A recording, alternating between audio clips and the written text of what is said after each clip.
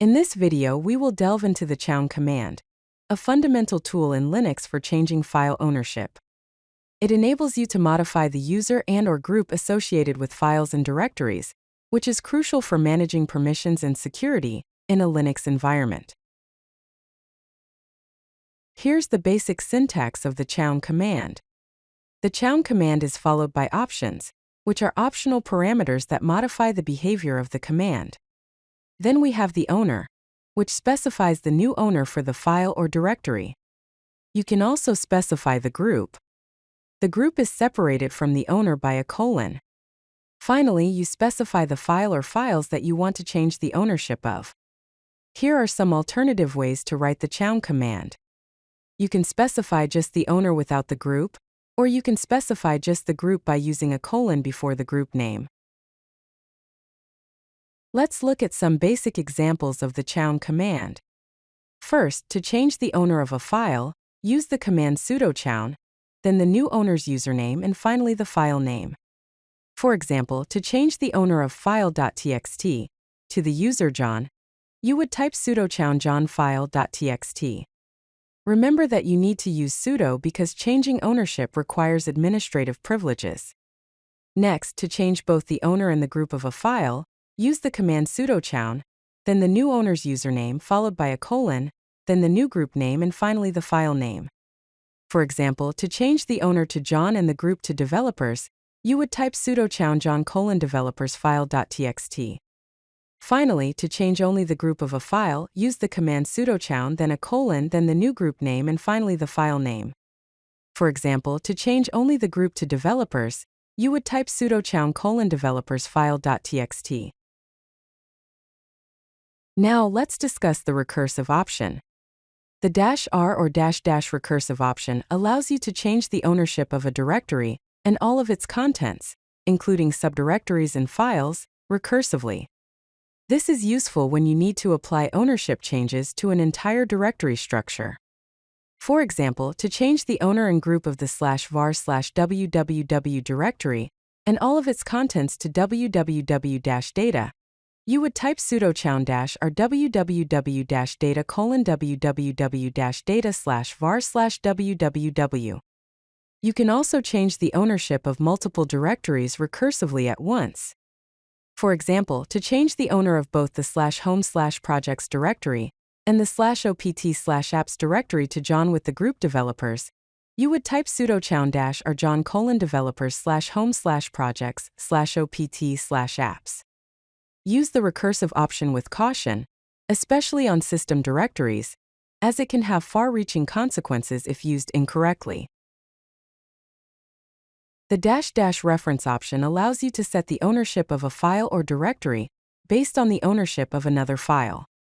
This is useful when you want to ensure that two files have the same ownership. For example, to set the same owner and group as reference file.txt on target file.txt, you would type sudo chown -- reference equals reference file.txt target file.txt. You can also combine the -- reference option with the recursive option to apply the ownership of a reference file to an entire directory structure. For example, to apply the ownership of /etc/apache2 recursively to /var/www/html, you would type sudo chown -r - reference equals /etc/apache2 /var/www/html. A practical use case for the -- reference option is to restore ownership after copying files. For example, to restore the ownership of /home/user/backup to match the ownership of /home/user/original, you would type sudo chown -- reference equals /home/user/original/home/user/backup.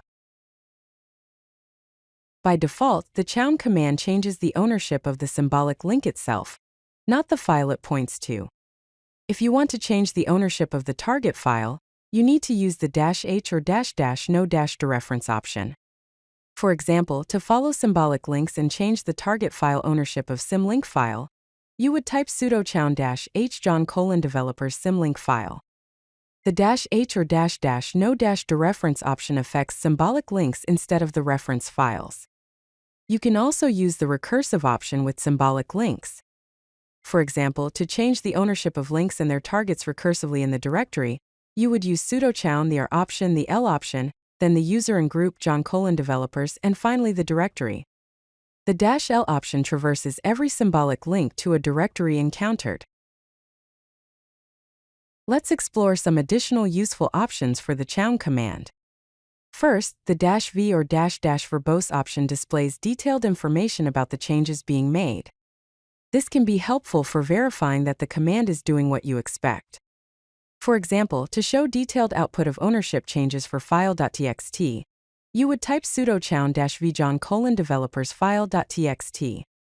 The output would show that the ownership of file.txt was changed from root to developers. Next, the --preserve -root option prevents recursive operations on the root directory. This is a safety measure to prevent accidental changes to the ownership of critical system files.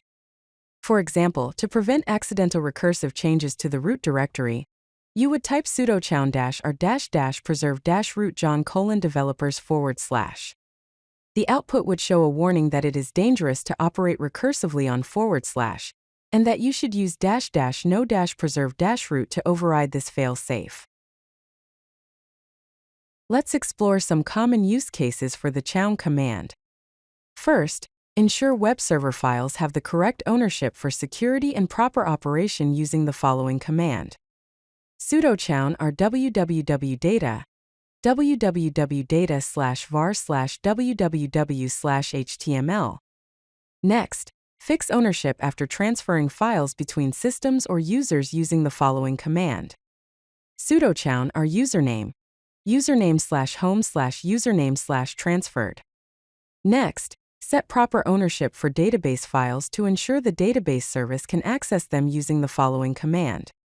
Sudo chown r mysql/var/lib/mysql. Finally, set ownership for directories shared between multiple users in a group using the following commands. Sudo chown r developers/ops/projects followed by sudo chmod r g+w/ops/projects. Here are some best practices to keep in mind when using the chown command. Always use the -V option when making significant changes to verify operations. Use --preserve -root to prevent accidental recursive changes to system directories. Verify file paths before executing commands, especially with recursive options. After changing ownership, adjust permissions with the chmod command to complete the security setup. In summary, the chown command is essential for managing file ownership in Linux systems. It allows administrators to control who owns files and which groups have access to them. When combined with proper permissions, it forms the foundation of Linux file security. If you like this video, hit that like button and don't forget to subscribe. Visit codelucky.com for more such useful content.